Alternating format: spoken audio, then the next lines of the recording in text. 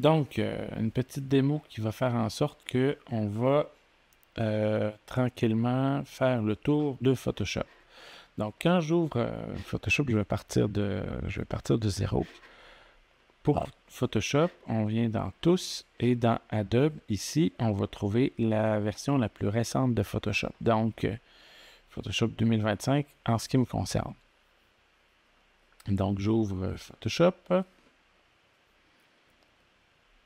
On va faire le tour des outils et de l'interface du logiciel. Je vais regarder ça avec vous en classe également.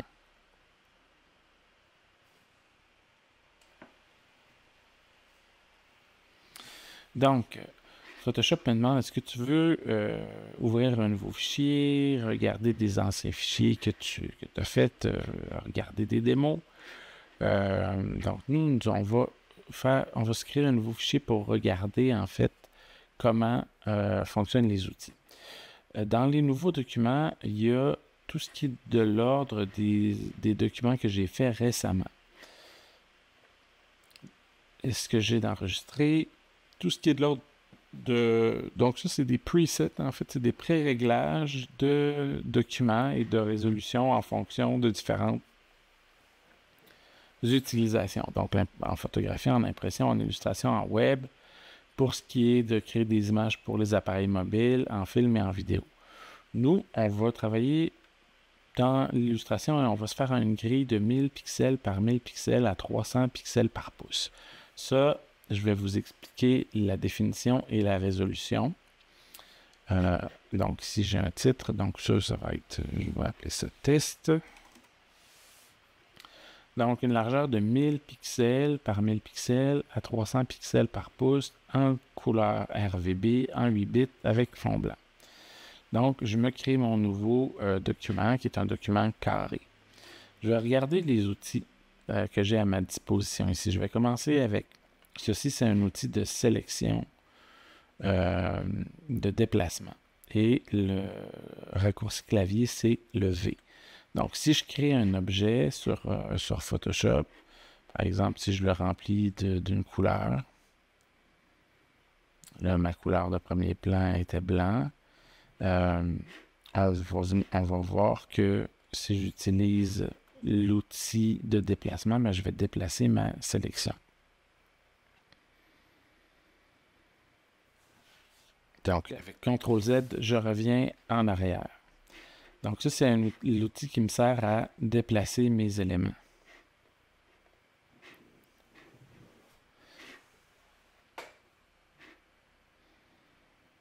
Donc, si je reviens à la base de Photoshop, il y a plusieurs... au niveau de l'interface, il y a plusieurs panneaux, il y a plusieurs palettes. Ici, j'ai ma palette d'outils. Ici, j'ai ma palette des calques, ma palette de couleurs. Et tout ça, je peux les déplacer relativement facilement et venir les amalgamer ensemble. Et la palette des calques, qui est une des palettes les plus importantes, celle dans laquelle on va travailler beaucoup. Donc, Photoshop m'offre la possibilité de pouvoir travailler sur des calques. Et ça, c'est super important de travailler, de comprendre la notion de calque. C'est-à-dire que ici, j'ai mon arrière-plan. Mon arrière-plan est barré avec un cadenas, c'est-à-dire que je ne peux pas vraiment déplacer ce qu'il y a sur mon arrière-plan. Donc, je vais désélectionner tout ça. Je ne peux pas déplacer ce qu'il y a sur mon arrière-plan parce que c'est un calque d'arrière-plan qui est barré là, qui est fixe. Je veux le convertir en calque normal. Et donc là, à ce moment-là, on voit que je suis capable de déplacer. Et puis, c'est plus un calque d'arrière-plan, c'est un calque 0. Donc, je suis capable de déplacer le contenu de ce calque-là. Et je peux rajouter le nombre de calques que je veux dans Photoshop. Et si je suis sur le calque 0, par exemple, je vais effacer ça en remplissant avec du blanc. Donc, j'ai coloré en blanc un calque qui est déjà blanc. À côté de la fenêtre de calque, ici, j'ai des petits yeux qui me permettent de voir ou de ne pas voir le contenu des calques. Et je désélectionne ici. Si je veux comprendre la logique des calques, c'est que le calque 7, celui qui est dans le haut, est le calque qui est le plus proche de moi, de ma vision. Donc, on regarde en plongeant du calque 7 vers le calque 0. Donc, si je veux créer quelque chose par-dessus le calque 0, par exemple, j'utilise un outil de sélection carré et que je vais remplir de couleur bleue. Donc, je remplis avec la couleur de premier plan. Je désélectionne. Ben, on se rend compte que si je prends mon outil sélection sur le calque 1 et que je le déplace, ben, je vois que ce qui est sur le calque 1 est par-dessus ce qu'il y a sur le calque 0. Donc, si je sélectionnais, par exemple, je me faisais un carré et que je le remplissais, là, je vais prendre une couleur orange et que je le remplissais de la couleur orange, ben, on voit que ce qui est sur, je vais désélectionner, on voit que ce qui est sur le calque du haut est par-dessus le calque du bas. Et ça va être important quand vous allez créer vos images numériques, de comprendre comment l'organisation, la hiérarchie des calques fonctionne. Ainsi de suite, je vais utiliser l'outil ellipse pour faire un cercle. Je vais déplacer mon cercle. Je vais me faire un cercle entre les deux. Donc, je vais me faire un cercle vert. Je sélectionne une couleur verte. Ou je pourrais aussi venir dans ma palette de couleurs et choisir une couleur verte. On voit que ça change ici. Je reviens dans ma palette des calques. Sur le calque 2, je veux remplir avec la couleur de premier plan. Et voilà. Donc, on voit que je désélectionne. On voit que sur mon premier calque, mon calque 0, j'ai un carré.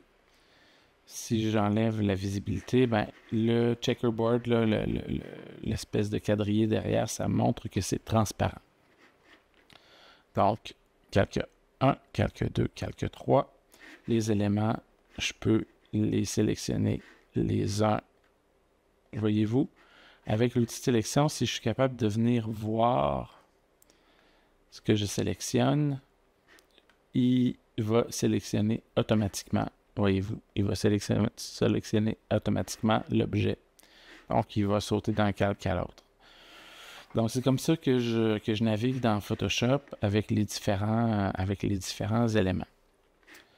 Je peux aussi, autrement que de faire des rectangles, des cercles, je peux utiliser un pinceau pour dessiner à main levée. Donc, je vais utiliser un pinceau normal. Ici, je suis capable de gérer la grosseur du pinceau. Je vais sélectionner une couleur.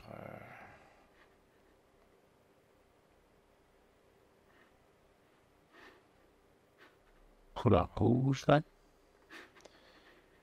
Et je peux dessiner à main levée avec un pinceau. Je peux également dessiner à main levée.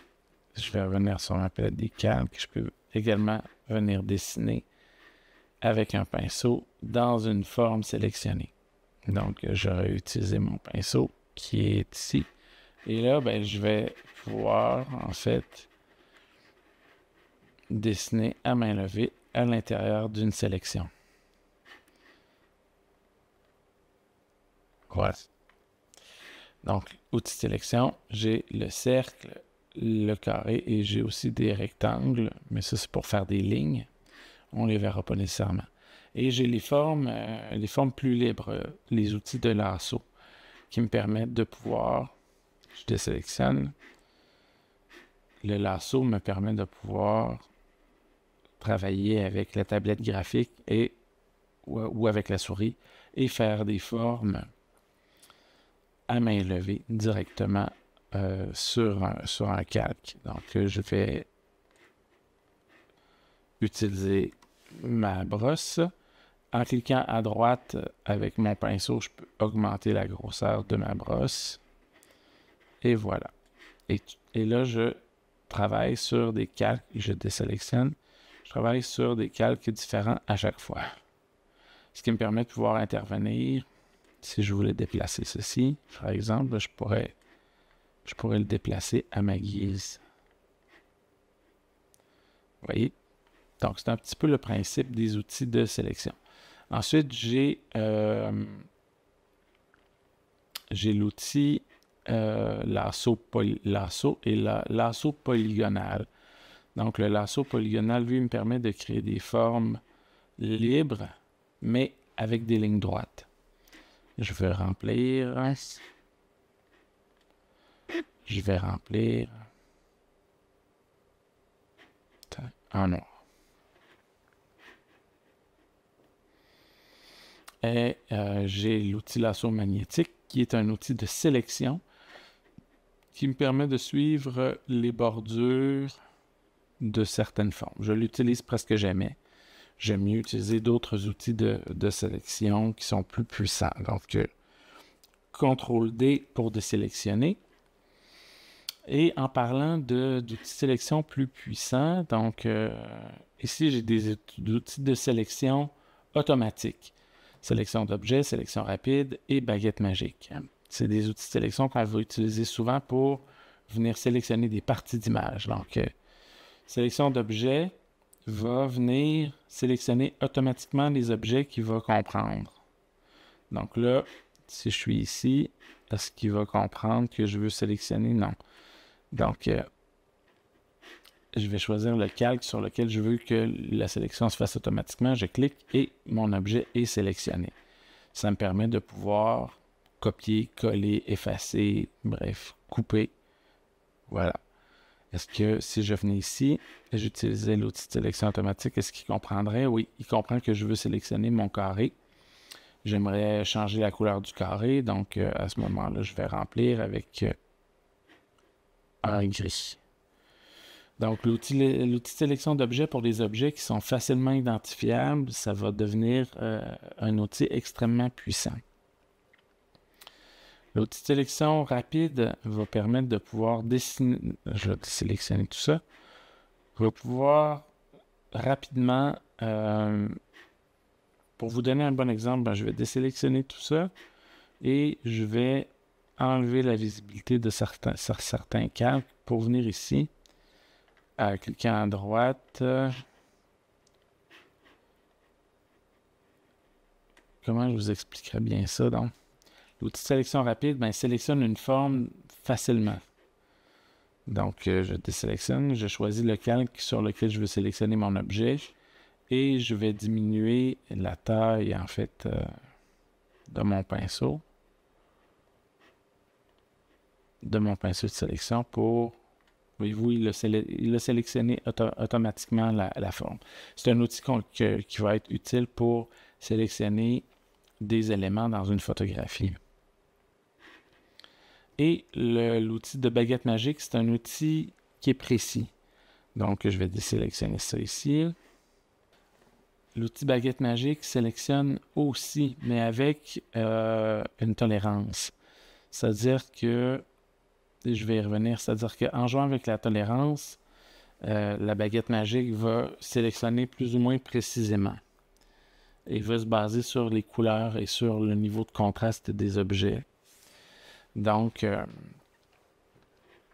on va y revenir à ces trois outils de sélection-là. Je vais vous donner des exemples un petit peu plus précis.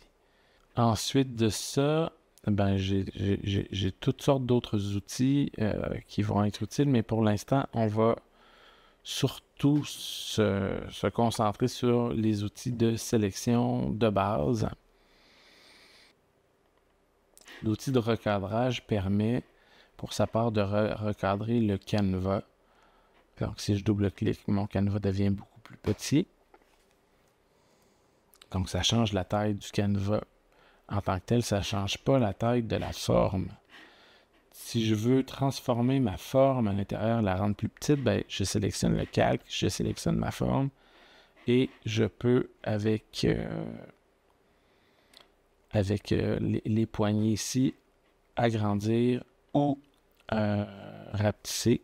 En cliquant à droite, je peux transformer, je peux faire des rotations. Je clique à droite, je peux faire des inclinaisons. Donc, je peux changer la forme de de mon objet relativement facilement en cliquant à droite.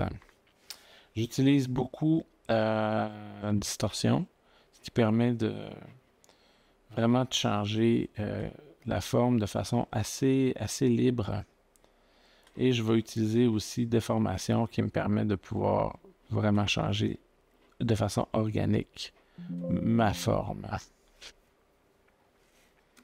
D'autres exemples, par exemple, si je voulais déformer mon cercle, je peux le faire de façon simple ou de façon un peu plus complexe si je voulais, par exemple, distorsionner mon cercle d'une certaine manière.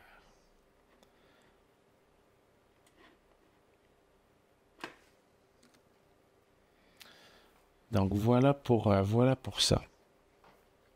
Et maintenant, il y a d'autres outils qui sont intéressants aussi. Donc, il y a tout ce qui est des outils correcteurs qu'on va voir un peu plus tard. Il y a les pinceaux qu'on va utiliser. Donc, les pinceaux, si je clique sur pinceau, ici j'ai mon pinceau, ici j'ai la grosseur et le type de pinceau que je peux utiliser. J'en ai différents. Dans les pinceaux généraux, j'ai des pinceaux qui sont nets au niveau de l'arête, puis j'ai des pinceaux qui ont un arrondi un peu plus flou. Donc, ça peut être intéressant. Je peux travailler avec l'opacité aussi et avec le flux. Donc, si je veux travailler en faible opacité,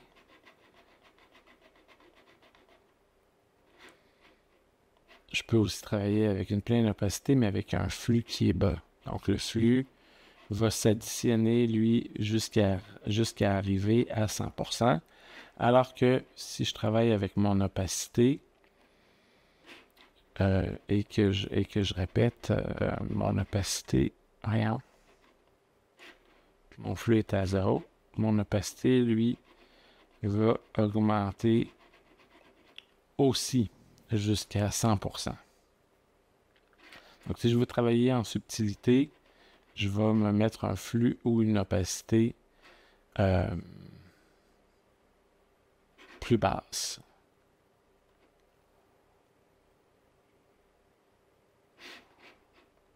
Le tampon de duplication est intéressant également. Donc, je vais fermer tout ça. Je vais me faire un nouveau...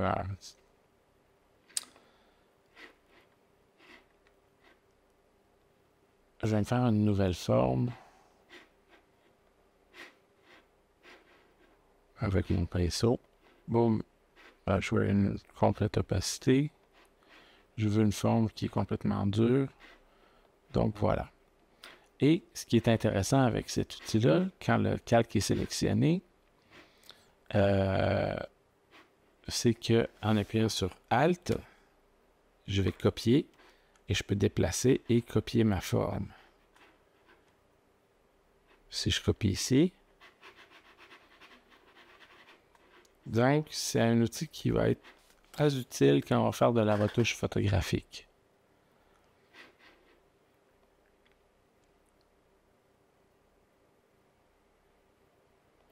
Donc ça, c'est un outil d'effacement.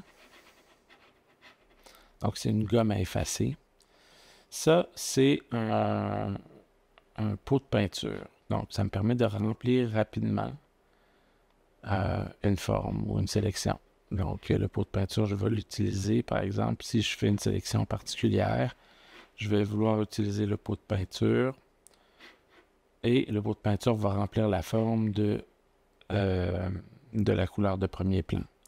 On voit que le pot de peinture existe également ici aussi. Donc, je peux aussi venir remplir à partir d'ici et j'ai différentes options. Donc, je peux remplir avec la couleur de premier plan, qui est celle-là, ou je peux remplir aussi avec la couleur d'arrière-plan, qui est celle-ci, comme ceci.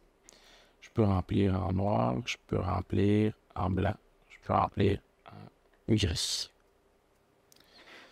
Donc, le pot de peinture, ça, c'est des outils qui sont plus ou moins importants pour l'instant. On va revenir sur la plume. La plume me permet, je vais désélectionner, Je vais me faire un nouveau calque, fermer ça. La plume me permet de travailler des courbes de Bézier. Donc, c'est un petit peu plus compliqué avec la touche Alt sélectionnée. Je vais pouvoir changer la forme des courbes. Donc, c'est une petite sélection qui est extrêmement précis, qui va me permettre, et avec CTRL, je peux tasser les points. Donc, c'est un outil de sélection qui est extrêmement précis. C'est dans mes préférés, mais ça prend un certain temps avant de le maîtriser. Quand ma forme est tracée, quand mon tracé est fait, je peux le transformer ici en sélection. Donc, et il me demande, est-ce que tu veux un contour progressif? Est-ce que tu veux que le contour soit très net ou qu'il y ait un adoucissement des contours? Donc là, moi, je vais vous donner un exemple avec un contour très net à 0 et je vais remplir en noir. Donc, vous voyez, si je désélectionne, que ma forme est très, très nette. Si je reviens en arrière et que je demande de créer une sélection et que je mets un contour progressif de 10 pixels, mais à ce moment-là, si je remplis en noir, vous allez voir qu'il y a un dégradé de 10 pixels, 5 pixels de dégradé de chaque côté de la sélection. Je désélectionne, donc vous voyez que ça crée une diffusion de la dureté avec l'outil plume. J'y reviendrai. J'ai un petit texte qui me permet d'écrire ce que je veux dans Photoshop, de changer la couleur, de changer le type de fonte, etc., etc. Et il y a l'outil des formes aussi. Donc,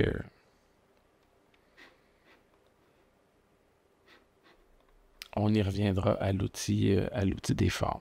Ce qui est important de comprendre, c'est que j'ai des outils de sélection et de marquage. J'ai des outils de sélection automatisés. J'ai des outils de couleur. J'ai un pinceau. Je peux copier, coller des pixels d'un endroit à un autre. J'ai des calques et que mes calques fonctionnent par hiérarchie. Donc, que les éléments sur les calques sont disposés les uns par-dessus les autres du bas vers le haut. Alors voilà, je vais revenir avec ça en classe, mais si vous avez des questions, vous avez pas mal tout ce qu'il faut ici.